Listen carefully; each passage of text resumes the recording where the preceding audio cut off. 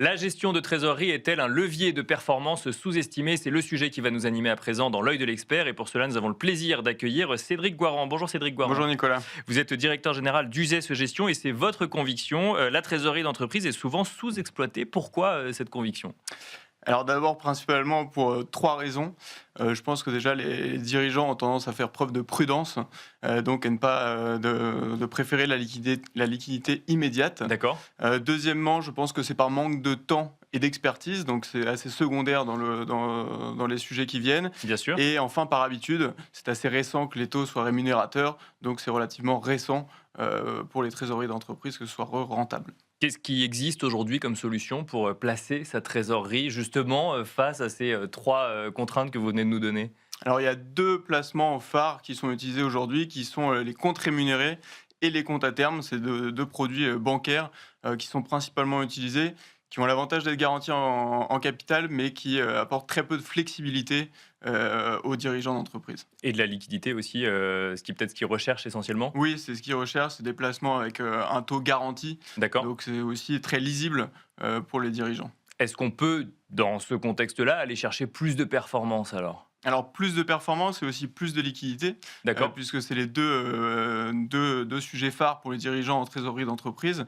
Donc c'est les produits, par exemple, comme, les SICAV monétaires qui peuvent D'accord. apporter un peu plus de rendement et plus de flexibilité, ou les fonds obligataires court terme, qui eux aussi ont tout à faire en gestion de trésorerie. Donc vraiment, c'est ces 2 autres produits qui peuvent se coupler ou remplacer les produits bancaires qu'on a évoqués, Alors, précédemment. on peut peut-être rentrer dans le détail de chacun des deux. La SICAV monétaire, quelle stratégie quand on parle de, encore une fois, trésorerie d'entreprise?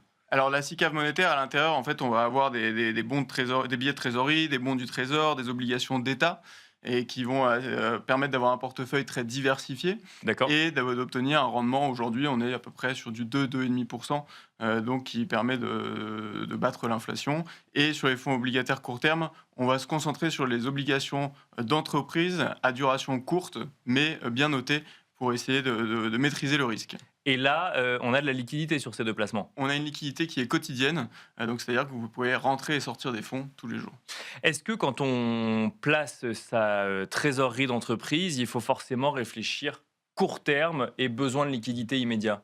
Non, pas du tout. Vous pouvez voir beaucoup plus long terme. Il y a des trésoreries d'entreprise qui ont 5, 8 ans devant eux. Donc, dans ces D'accord. cas-là, le champ des possibles s'ouvre et vous pouvez investir sur des produits structurés à capital garanti, des produits D'accord. structurés à capital protégé. Vous pouvez même aller sur les fonds actions. Il existe aussi toute une gamme de fonds obligataires qui peut répondre à cette demande. Donc, il y a vraiment une panoplie de produits qui vont être disponibles et tout est fait en fonction du profil rendement-risque qu'est prêt à prendre le dirigeant d'entreprise. C'est intéressant parce qu'on a l'impression qu'il y a donc effectivement ceux qui veulent pas du tout prendre de risques, donc on est sur des comptes à terme ou sur du dépôt bancaire. Ensuite, on a donc ces SICAV monétaires ou ces obligations court terme où là on est vraiment dans un univers presque dédié gestion de trésorerie, liquidité et risque faible. Et après, on rentre quelque part dans quand sur la stratégie long terme, on rentre dans une approche similaire à ce qu'on pourrait avoir sur un épargnant, par exemple. Alors, ça peut être très proche de ce qu'on propose aux particuliers.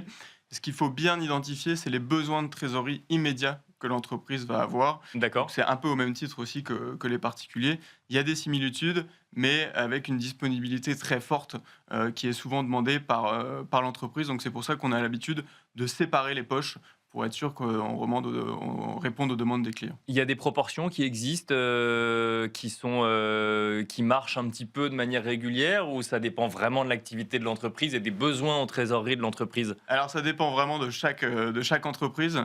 Il y en a qui ont besoin de trésorerie immédiate très forte, D'accord. d'autres où vous allez avoir, une besoin de liquidité dans les 3 ou 4 ans pour un projet à financer. Donc dans ces cas-là, vous avez un peu plus le temps de faire travailler la trésorerie. Donc c'est bien un cahier des charges qu'on fait avec l'entreprise en amont, qui est, particulièrement important pour répondre le mieux possible à ces sujets. Dernière question, est-ce que toute typologie d'entreprise peut, être amenée à placer sa trésorerie? Est-ce qu'il faut forcément être une grande entreprise ou une grande, ETI pour, placer sa trésorerie? Ou est-ce qu'une PME, peut, mettre en place une stratégie de placement de trésorerie? Toute entreprise, à partir du moment où c'est une personne morale, peut placer sa trésorerie d'entreprise. Vous pouvez avoir des cabinets d'avocats, vous pouvez avoir des syndics d'immeubles, des entreprises, des PME. Tout le monde est éligible au placement de trésorerie et c'est souvent ce qui est oublié d'ailleurs. Merci Cédric Guarand de nous avoir accompagnés sur donc l'œil de l'expert dans Smart Patrimoine. Je rappelle que vous êtes directeur général d'Usage Gestion. Merci beaucoup. Merci. Merci à vous également de nous avoir suivis. On se retrouve très prochainement sur Bismart for Change et d'ici là, vous pouvez nous regarder en replay sur bismart.fr.